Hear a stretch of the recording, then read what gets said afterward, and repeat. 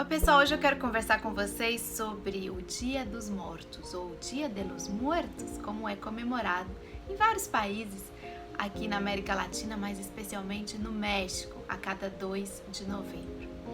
Eu sou a Ana Prestes, essa aqui é a coluna Miramundo, nós estamos na TV Grabois.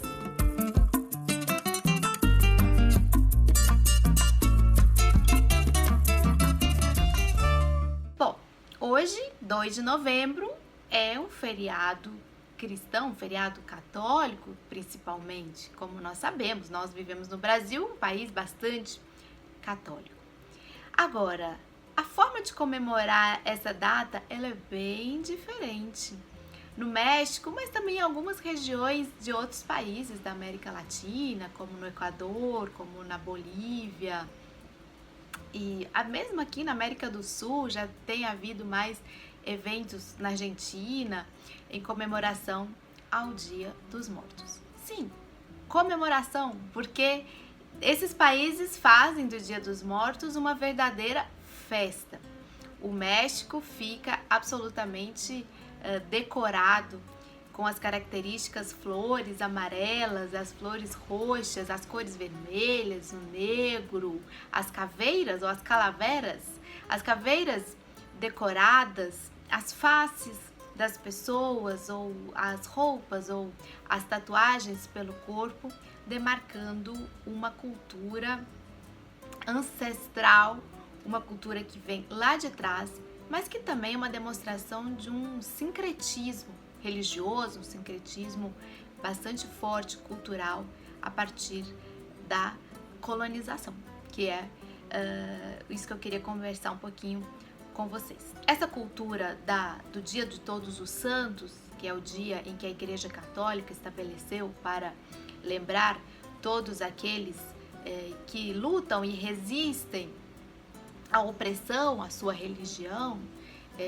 e que vivem no caminho correto, digamos assim, ou desejado, ou desejável, a partir da fé cristã, que também é complementado pelo dia 2 de novembro, o dia de finados, que é justamente aquele dia das pessoas que já partiram, já faleceram, mas ainda precisam de ajuda nessa passagem. Então, nós sabemos que isso vem lá desde o início da era cristã, primeiro século da era cristã, que está associado inclusive à fundação da Basílica de São Pedro, que hoje é no Vaticano, né? Mais tarde seria o Vaticano, e que está justamente dedicada a todos os santos. Nós sabemos então dessa matriz religiosa que faz parte da Europa e de uma Europa que colonizou as Américas, né? Então, principalmente a América hispânica, mas também a América portuguesa foi bastante influenciada, obviamente, por toda essa cultura religiosa. Mas já havia aqui nas Américas uma outra cultura, outros povos.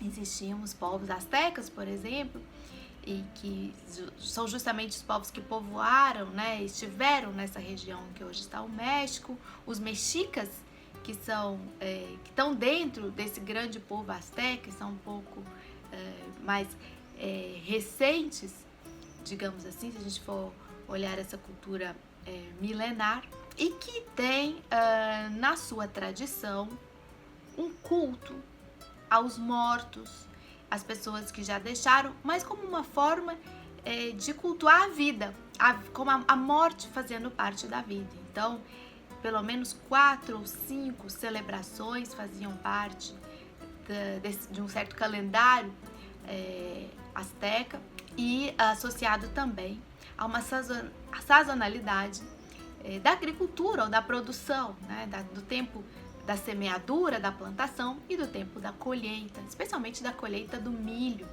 que é símbolo da cultura nacional hoje mexicana e que vem justamente dessa cultura de um povo milenar. E é justamente no final de outubro, começo de novembro, em que se dá a colheita ou a período da seca, é que se associa a celebração pela colheita e uma dedicação àqueles que já não estão mais aqui. Associada também a uma espécie de ajuda ou uma espécie de passagem que precisa ser colaborada por quem ainda está vivo para que aqueles que morreram cheguem ao seu destino, cheguem ao céu, cheguem ao paraíso, cheguem ao bem-estar proporcionado pela morte. Então, eles têm uma série de caminhos, inclusive, apontados para onde as pessoas vão após a morte. Os recém-nascidos, aqueles que não tiveram oportunidade de viver, vão para um lugar onde está uma grande árvore que amamenta.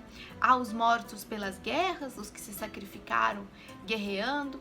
Há os mortos que morreram por acidentes na água ou por afogamento. E há aqueles mortos que são os mortos em geral. Então, todo o país, ele se decora, se enfeita da morte ou dos mortos e sai em procissões. São procissões belíssimas, são altares belíssimos, são muitas cores e há um ar de alegria, há um ar de celebração. Agora, uma característica também do Dia dos Mortos e que frequentemente ela é olvidada, ela é esquecida oportunamente, justamente para quem quer afastar dessas tradições o seu conteúdo crítico, político, é que ela também está associada, essa festa, a uma crítica social e política. Tanto é que as calaveras literárias ou as caveiras literárias, que começam em meados do século XIX, a partir de o Jornal Socialista de Guadalajara, mas depois de uma série de jornais críticos aos governos ditatoriais pelos quais o México passou, e que são obras de arte, e são obras de arte que associam a escrita, uma escrita crítica, com uma escrita literária, com uma escrita poética e ao imagético, ao imaginário, esse imaginário da caveira, principalmente a partir do José Guadalupe Posadas, que no começo do século XX criou a caveira gabanceira, caravela gabanceira no sentido de que são pessoas que se vestem com roupas de uma cultura europeia, ocidental, e se esquecem da sua origem indígena. Mais tarde, nos anos 40, o Diego Rivera vai pintar essa caveira em vários seus murais, mas principalmente em um bastante famoso que é Um Sonho de Domingo, e vai chamá-la de Catrina, no sentido de feminino de Catrim. Catrim como o homem garboso, vestido com seu terno, no sentido gabanceiro, ou seja, no sentido de que nega a sua origem hispânica indígena. E ele vai colocar nesse mural que representa 400 anos de história do México. Na verdade, tem vários personagens que ali aparecem, mas a Catrina está bem à frente. E hoje em dia, nós vemos tatuado, pintado na face, ou nos murais, ou nas roupas, muitos símbolos da Catrina, e nem sempre nos lembramos de que faz parte de uma crítica social e política e de uma manifestação mexicana pelo respeito às suas origens indígenas, pela reforma agrária, porque a questão agrária no México ela é essencial na fundação e na organização do país. Tanto é que a festa do Dia de los Muertos está totalmente associada à questão agrícola, à colheita, à produção e à oferenda àqueles que já não estão mais entre nós. Então fica aqui esse pequeno registro dessa festa tão bonita, dessa festa tão importante e que mostra a força da cultura latino-americana que persiste, apesar da colonização, apesar da dominação, da tentativa de aculturação que o nosso continente passa há tantos séculos e que a gente continua lutando contra. Obrigada, até o próximo vídeo. Se você gostou desse, curte, compartilha, divulga e volta aqui para acompanhar a nossa grade de programação, que vocês sabem que tem uma semana recheada de muita coisa boa.